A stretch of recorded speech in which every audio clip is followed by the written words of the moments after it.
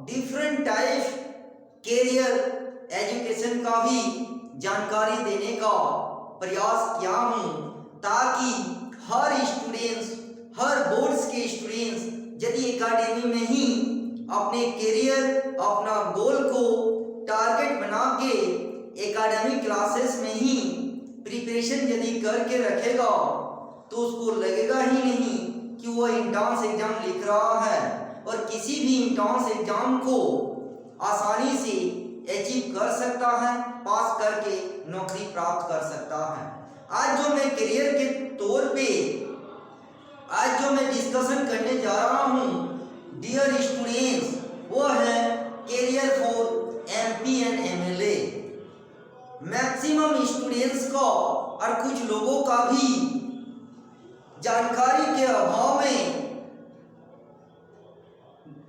Different work पे busy हो जाता है और अच्छा कैंडिडेट्स जो एमपी एंड एमएलए में नहीं आ पाता है। तो डियर स्टूडेंट्स, मैं आज डिटेल से पूरे एमपी और एमएलए का मिनिमम एज क्या होता है, उसका फंक्शंस क्या होता है, उसका पावर क्या होता है, उसका गवर्नमेंट फैसिलिटी क्या होता है, गवर्नमेंट सैलरी क्या होता है, उसका मिनिमम क्वालिफिकेशन क्या होता है और उसका होल लाइफ क्या मिलता है गवर्नमेंट की ओर से, ये मैं बताने जा रहा हूँ, ताकि स्टूडेंट को भी आगे करियर के रूप में एमपी एंड एमएलए बनने का सपना साकार हो सकता है। तो डियर स्टूडेंट्स, सबसे पहले पूरे एमपी और एमएलए को दो पार्ट में डिवाइड किया गया है। एक सेंट्रल गवर्नमेंट के लिए पार्लियामेंट है, तो दूसरे प्रत्येक स्टेट के लिए विधानमंडल होता है। तो यहाँ पे सबसे पहले ये आप लोगों को जानने का प्रयास करना है कि पूरे एमपी और एमएलए जो पूरे इंडिया का, पूरे देश का जो पावरफुल और इम्पोर्टेंस बॉडीज में से माना जाता है, जो सेंट्रल के लिए पार्लियामेंट, पूरे देश के लिए और स्टेट के लिए विधानमंडल आता है। अब आते हैं पार्लियामेंट को। तो सबसे पहले पार्लियामेंट को दो पार्ट में डिवाइड किया गया है डियर स्टूडेंट्स।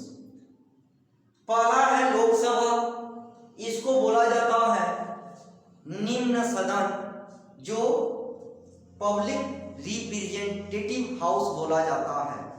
दूसरा होता है राज्यसभा, और इसका जो मेंबर सिलेक्ट होके आएगा, जिसको हम लोग एमपी बोलते हैं, चाहे वो लोकसभा का हो या राज्यसभा का, उसके मेंबर को ही हम लोग एमपी के नाम से पुकारते हैं। और एमपी का मतलब ही होता है मेंबर ऑफ पार्लियामेंट, चाहे वो लोकसभा का हो या राज्यसभा का।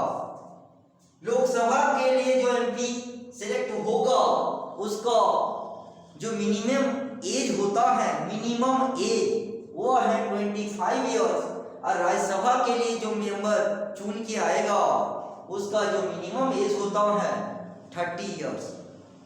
तो डियर स्टूडेंट्स, और इसका मिनिमम जो क्वालिफिकेशन होता है एक एमपी बनने के लिए, इसमें नॉट कंपलसरी, संवैधानिक में, भारत के संविधान में कहीं उल्लेख नहीं किया गया है कि एक एमपी के लिए क्या मिनिमम क्वालिफिकेशन होना चाहिए, इसमें कहीं मेंशन नहीं है। तो मतलब एक अनपढ़ आदमी भी और एक कम पढ़ा लिखा या नहीं भी पढ़ा लिखा इंसान एमपी बन सकता है। Is it clear? अब आते हैं स्टेट के लिए। स्टेट में भी विधानमंडल होता है और इसमें भी दो सदन होता है। एक होता है विधानसभा, तो दूसरा होता है Vidhan Parishad. Same to same इसका भी मिनिमम एज जो विधानसभा का होता है वो है 25 इयर्स, और विधान परिषद के लिए जो मिनिमम एज होता है 30 इयर्स। मैक्सिमम इयर्स का कोई यहाँ मेंशन नहीं है। ऑफ 30, 35, 40, 60, 70 तक तो इंसान एमएलए भी बन सकता है। मैक्सिमम एज में कोई दिक्कत नहीं है, लेकिन मिनिमम एज में दिक्कत है। ये मिनिमम एज आपके होना ही चाहिए, चाहे वो लोकसभा के लिए हो या राज्यसभा के लिए हो या विधानसभा या विधान परिषद। ये तो क्लियर हो गया। इसका भी मिनिमम जो क्वालिफिकेशन होना चाहिए एक एमएलए। तो एमएलए किसको बोलते हैं? जो स्टेट लेवल का विधानमंडल, चाहे वो विधानसभा का मेंबर हो या विधान परिषद का, इसी के मेंबर को हम लोग एमएलए बोलते हैं। और एमएलए का मतलब ही होता है मेंबर ऑफ लेजिस्लेटिव। तो डियर स्टूडेंट्स, अब इसका पोस्ट में यदि आएंगे कि इसका पोस्ट में भी कैटेगरी है, एक सेंट्रल के लिए एक स्टेट के लिए। तो डियर स्टूडेंट, सबसे पहले सेंट्रल का जो पोस्ट होता है पहला होता है पीएम, जो सबको पता है प्राइम मिनिस्टर ऑफ इंडिया, जो पूरे देश के लिए पीएम सिलेक्ट होता है। और बाकी मिनिस्ट्री ऑफ डिपार्टमेंट, सभी डिपार्टमेंट के लिए एक मंत्री को सिलेक्ट होता है। और स्पीकर भी, चाहे वो लोकसभा का हो या राज्यसभा का, उसका स्पीकर का भी सिलेक्शन होता है। एंड नेक्स्ट जो पोस्ट होता है उसको बोलते हैं संसदीय सचिव, जिसको पार्लियामेंट्री सेक्रेटरी के नाम से पुकारा जाता है। और जितना भी सेंट्रल इतना सारा जो पोस्ट है, चाहे वो पीएम हो या मिनिस्ट्री ऑफ डिपार्टमेंट हो, किसी भी डिपार्टमेंट का मंत्री, चाहे वो लोकसभा का स्पीकर हो या राज्यसभा का चेयरमैन हो, जिसको वाइस प्रेसिडेंट के नाम से भी पुकारा जाता है। और नेक्स्ट जो पोस्ट है पार्लियामेंट सेक्रेटरी, सभी एमपी ही कहलाता है, सब एमपी होता है सेंट्रल के लिए, जो मेंबर ऑफ पार्लियामेंट कहलाता है। अब आते हैं डियर स्टूडेंट्स, जो स्टेट का पोस्ट है, ये तो हो गया सेंट्रल का, पीएम हो गया, मिनिस्ट्री ऑफ डिपार्टमेंट, किसी भी डिपार्टमेंट का जो मंत्री होता है उसका सिलेक्शन करना।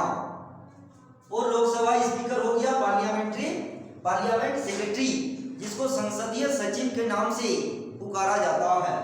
अब आते हैं डियर स्टूडेंट्स, स्टेट का जो पोस्ट होता है वो पहला होता है CM, chief minister of states, किसी भी स्टेट्स का, चाहे झारखंड का हो या बिहार का हो, चाहे उड़ीसा का हो या बंगाल का, या गुजरात का हो या मध्य प्रदेश का, चाहे यूपी का हो या उत्तराखंड का, चाहे वो मणिपुर का हो या असम का, चाहे मेघालय का हो या आंध्र प्रदेश का या तमिलनाडु का हो या कर्नाटक का, चाहे वो केरल का हो या किसी और उत्तराखंड का हो या यूपी का, ये फर्क नहीं पड़ता है। स्टेट का एक सीएम होता है post, chief minister of states, किसी भी स्टेट्स का।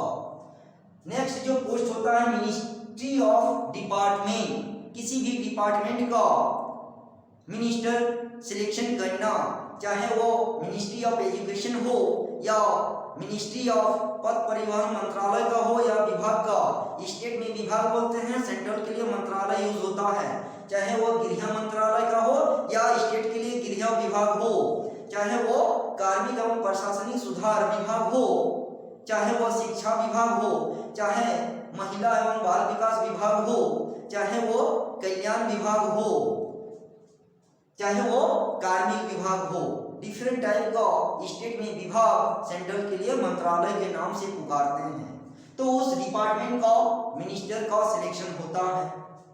नेक्स्ट होता है स्पीकर, चाहे वो विधानसभा का हो या विधान परिषद का।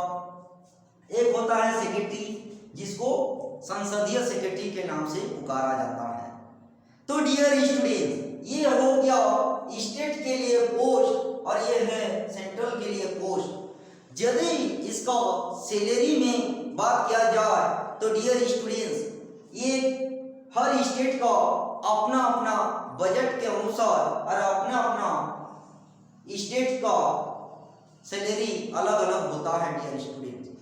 लेकिन चाहे वो सेंट्रल पोस्ट के लिए हो या स्टेट पोस्ट के लिए, पर मंथ लाखों रुपया का सैलरी भी है और दुनिया भर का गवर्नमेंट फैसिलिटी देश विदेश एरोप्लेन से घूमने का, देश विदेश में अच्छा स्कूल कॉलेजेस अपने बच्चों को पढ़ाना लिखाना, सरकारी आवास में रहना, सरकारी खाना खाना और सारा गवर्नमेंट का फैसिलिटी का यूज करना, मोबाइल से लेके लैपटॉप से लेके सरकारी ऑफिस से लेके सरकारी आवास तक का फैसिलिटी मिलता है।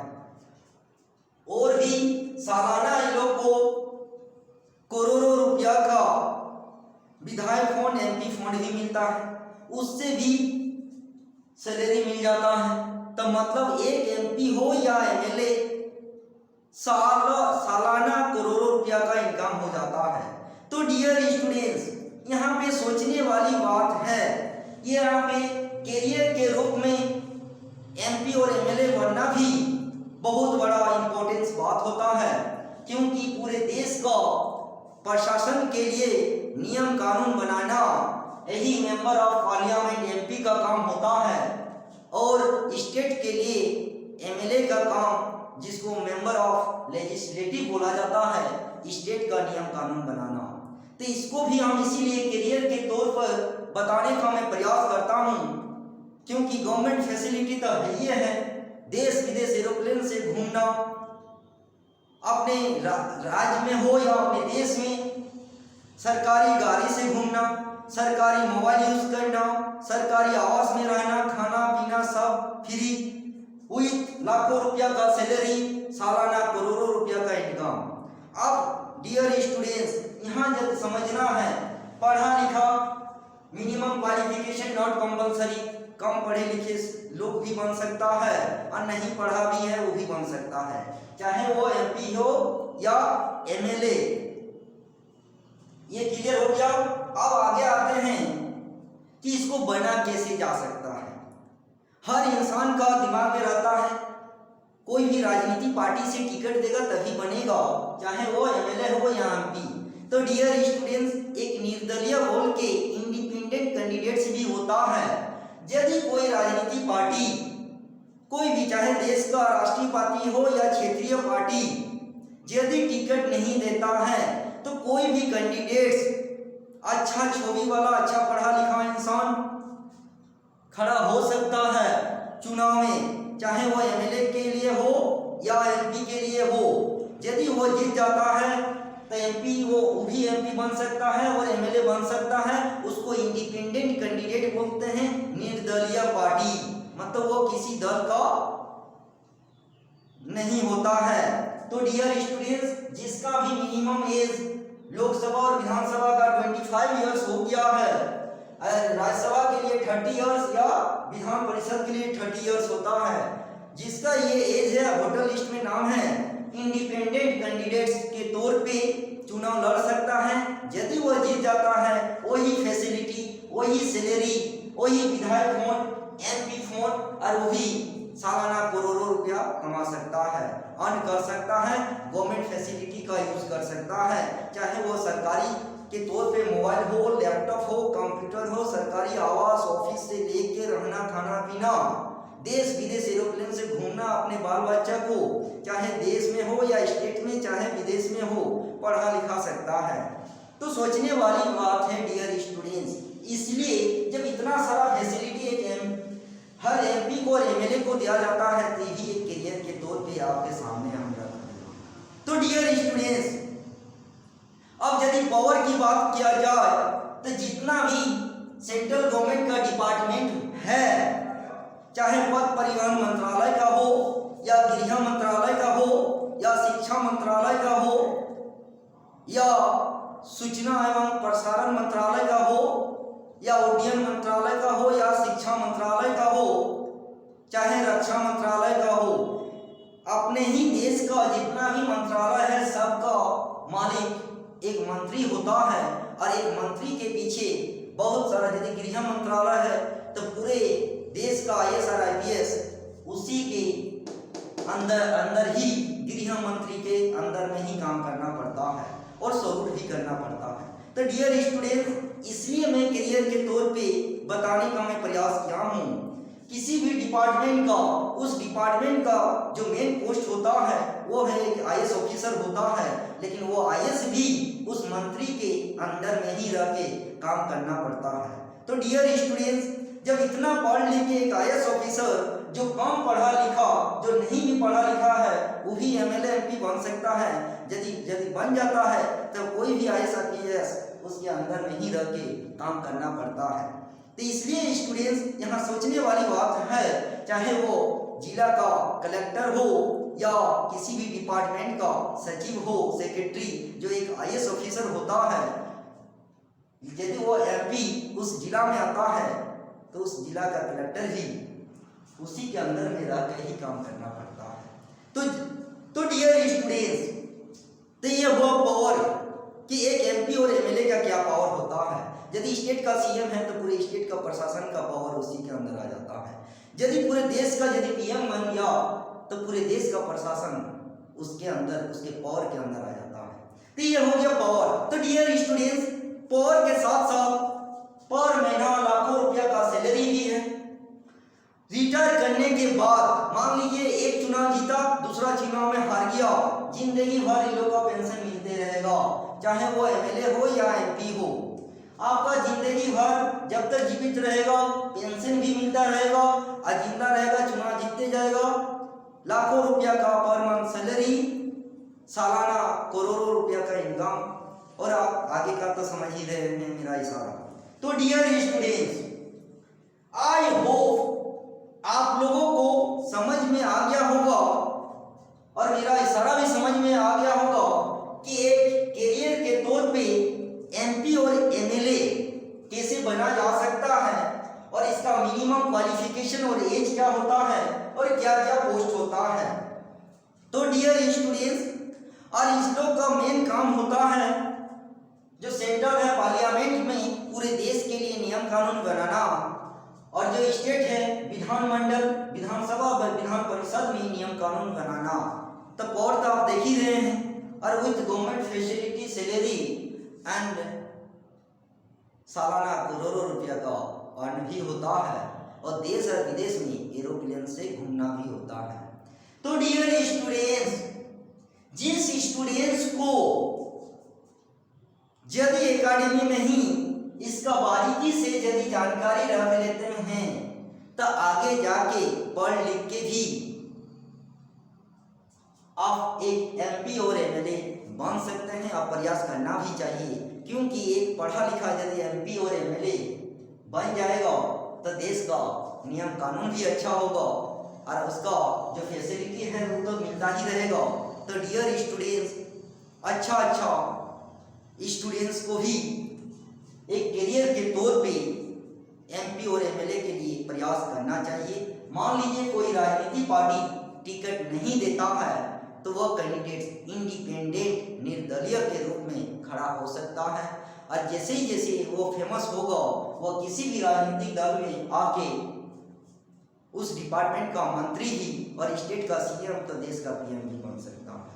तो डियर स्टूडेंट्स, आई होप आज का क्लास और मेरा इशारा समझ में आ गया होगा कि how to make MP and MLA in our country as well as about any states।